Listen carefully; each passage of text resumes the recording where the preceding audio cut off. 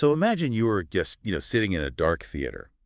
The lead actor on stage is delivering the most heartbreaking, just emotionally devastating monologue of their entire career. Right, you are totally invested. Exactly. You have tears welling up in your eyes, and then suddenly the house lights just snap on, totally blinding you.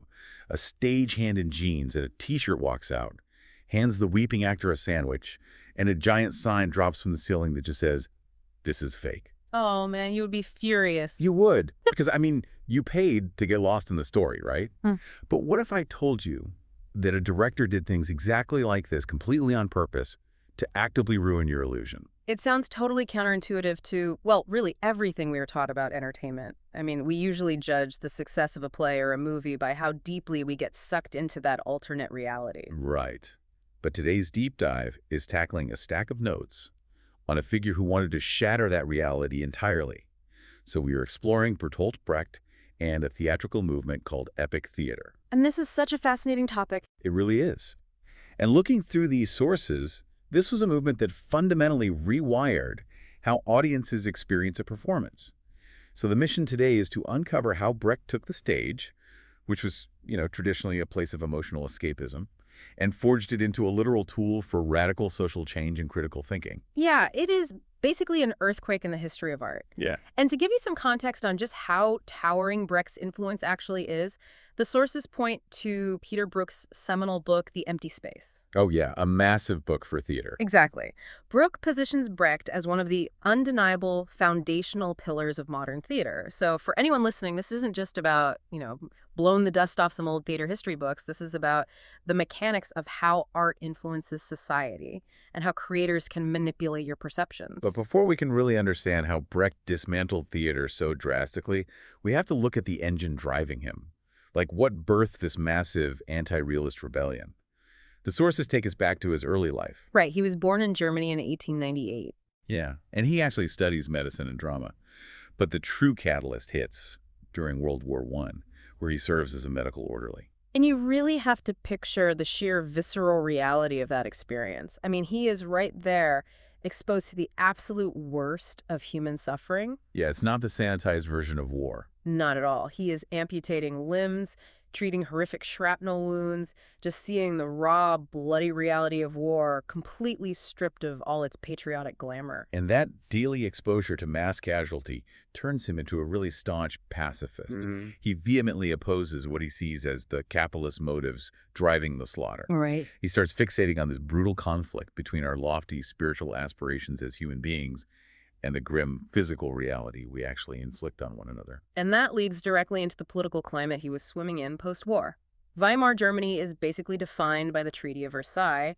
The country is buckling under devastating economic hardship, hyperinflation, and national humiliation. It was a really volatile time. Totally. And in that specific environment of extreme poverty and societal collapse, Brecht begins to view the world through the lens of Marxism. And it's important for us to note right here that we're looking at Brecht's adoption of Marxism strictly as the historical and theoretical engine behind his theater. Right, exactly. Yeah, regardless of where you fall on the political spectrum today, to understand his art, you just have to look through his specific lens of class struggle, the proletariat versus the bourgeoisie. Right. We're impartially exploring these ideas as the framework that drove his work. Because without it, his choices on stage just don't make sense. It is the necessary historical context. We aren't endorsing it, we're just reporting on what the sources say. Exactly. And a massive part of that theoretical framework comes from his fascination with Hegelian dialectics. Okay, Hegelian dialectics is a term that usually makes people run for the exits.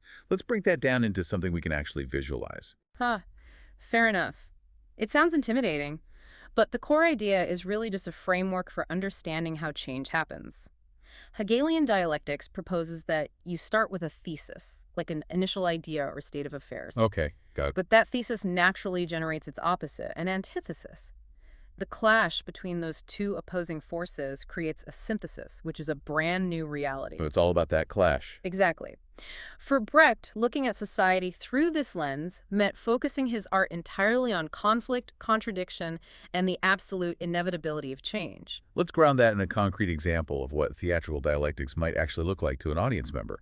Right. Imagine scene 1 shows a desperately poor mother stealing a loaf of bread to feed her starving child. Right, that is your thesis. Maternal love and survival. Exactly.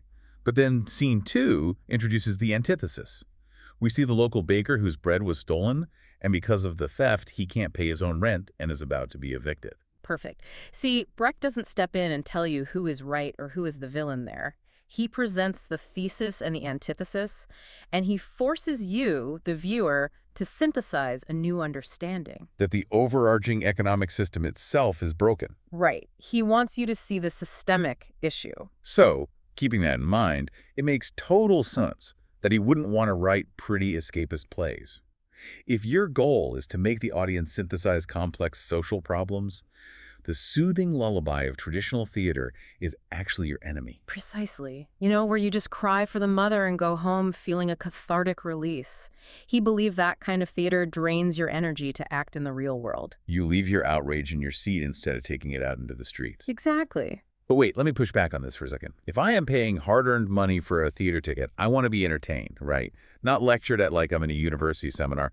Doesn't this approach just make for a miserable, exhausting night out? It's a great question, and it's a really common misconception that his plays were just dry lectures.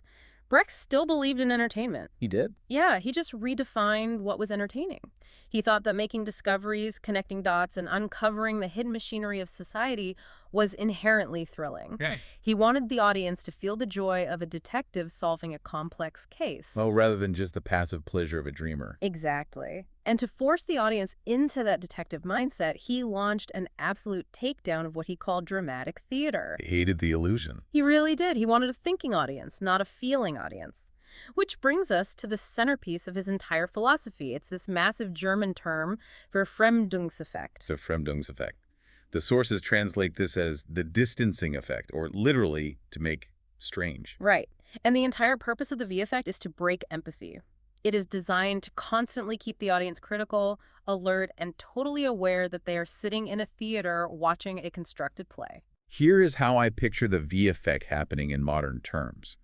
Think back to that deeply emotional movie scene from earlier. The main characters are crying. You were totally invested. Yeah, grabbing the tissues. Right. And then, right in the middle of a big emotional monologue, a boom mic drops down into the shot. The actors suddenly stop, turn to the camera, drop character, and start reading their script out loud in a monotone voice. Oh, man, that would be so jarring. Totally. You immediately snap out of your emotional state. You remember, oh, right, I am watching a movie on a soundstage. Yeah. That is exactly the awakening Brecht was trying to engineer on stage. And he and his frequent collaborator, the designer Caspar Neuer, engineered that awakening through brilliant, just really practical stage mechanics. They basically stripped the theatrical experience bare. What did that look like? Well, they placed the massive industrial lighting equipment where everyone could see it, and they blasted the stage with harsh, bright white light. There were no moody, emotional shadows to hide in. No hiding the magic. The sets were minimal too, right? Very minimal, often just a single suggestive piece of furniture. And my favorite detail from the sources. When a scene ended, they didn't drop a velvet curtain to hide the transition.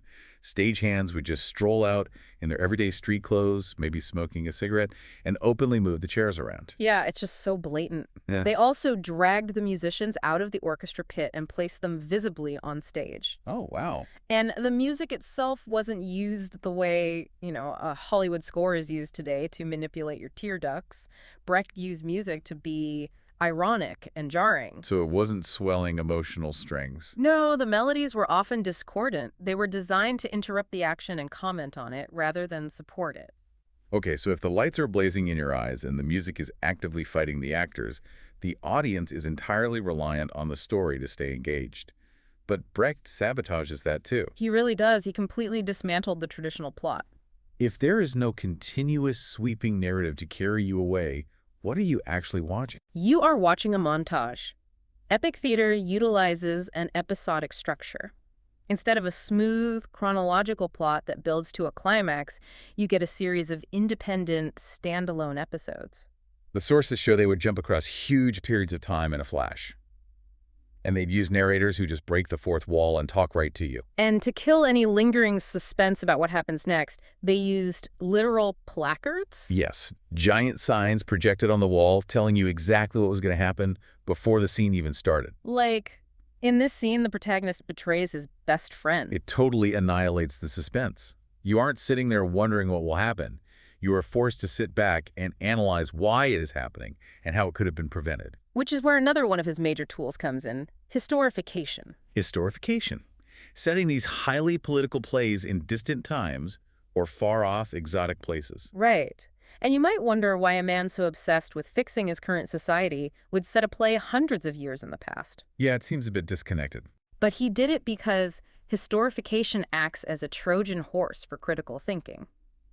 If you present an audience with a play about their current, burning political problems, their defensive walls immediately go up. They feel too close to the issue, or they feel judged. But if you set the conflict during the 30 Years' War in the 1600s, the audience relaxes. Exactly. They look at the events objectively, and then slowly the parallels begin to click. They become capable of comparing those historical power dynamics to their present reality, and they reach those conclusions on their own without feeling preached to.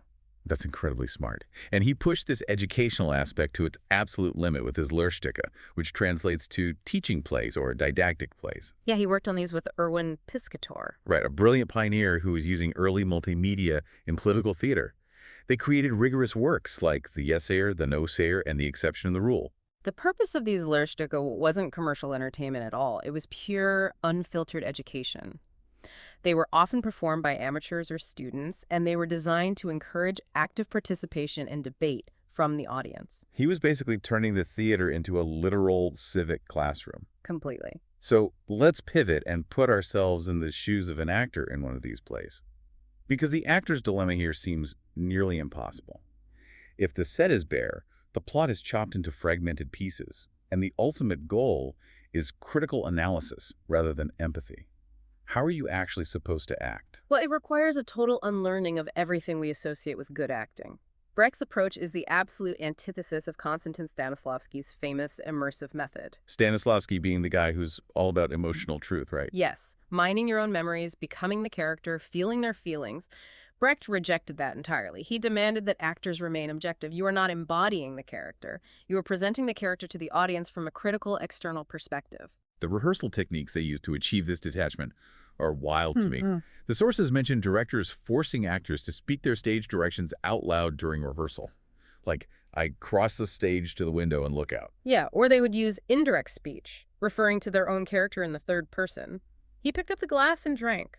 That is so weird to think about. They also relied heavily on the not, but technique. When an actor made a physical choice, they had to vocally explore the alternatives, like, I am picking up this cup, but I am not throwing it at you. Oh, well, why do that? It forces the actor, and eventually the audience, to remember that all human behavior is a series of choices.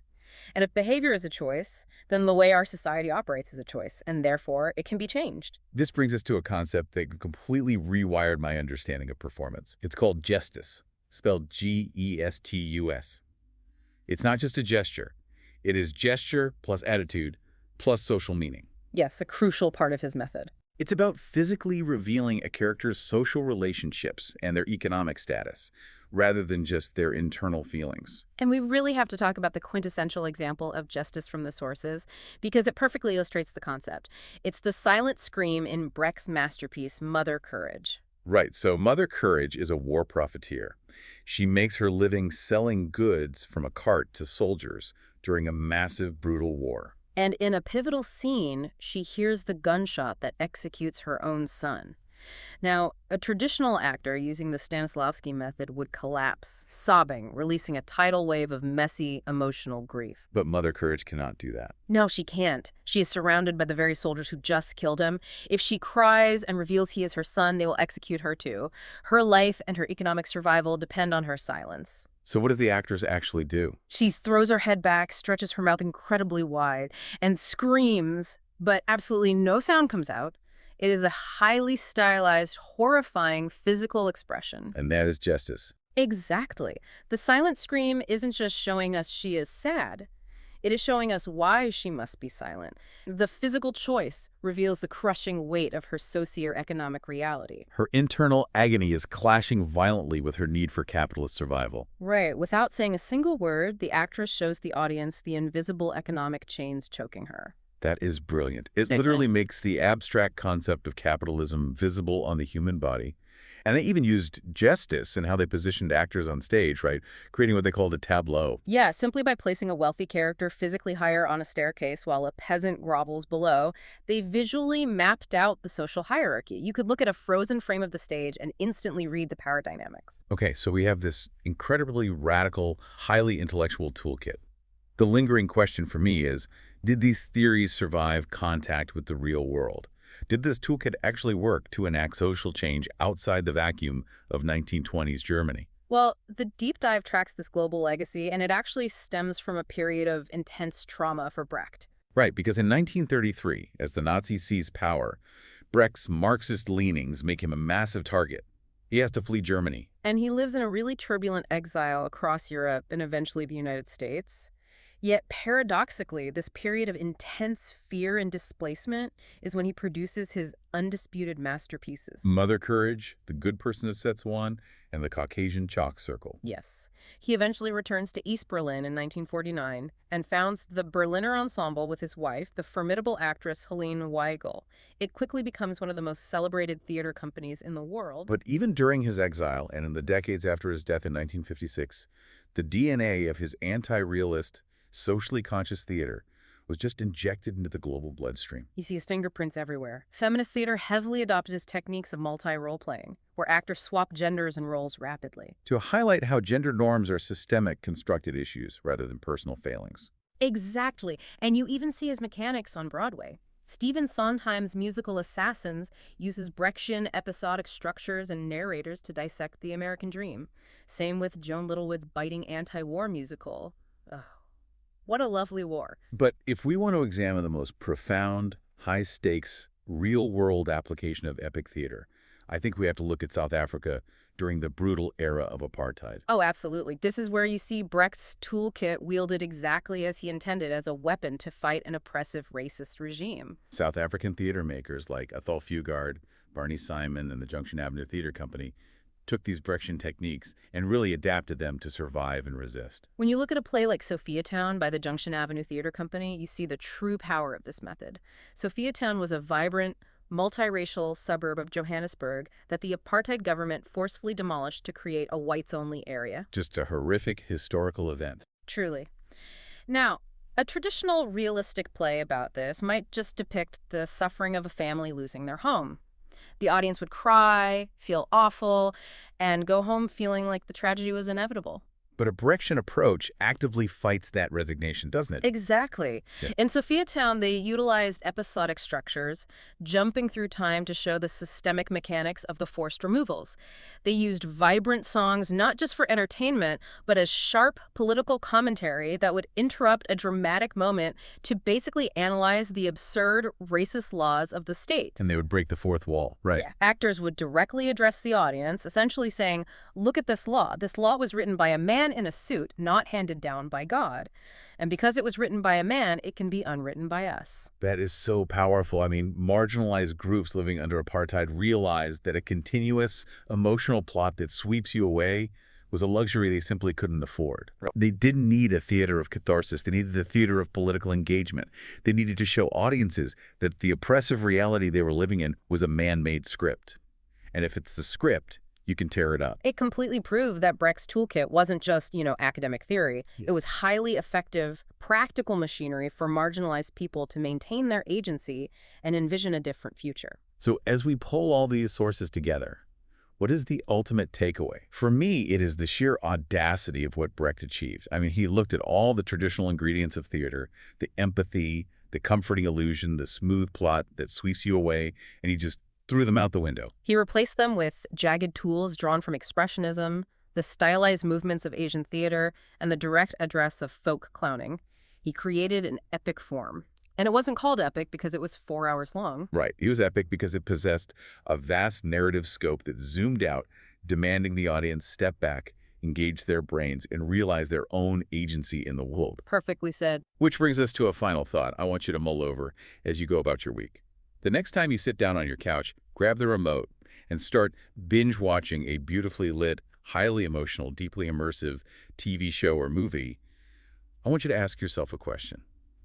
Is this piece of media trying to lull you to sleep with empathy? Or is it trying to wake you up? It's a vital question to ask in an era where we are constantly bombarded by media manipulation.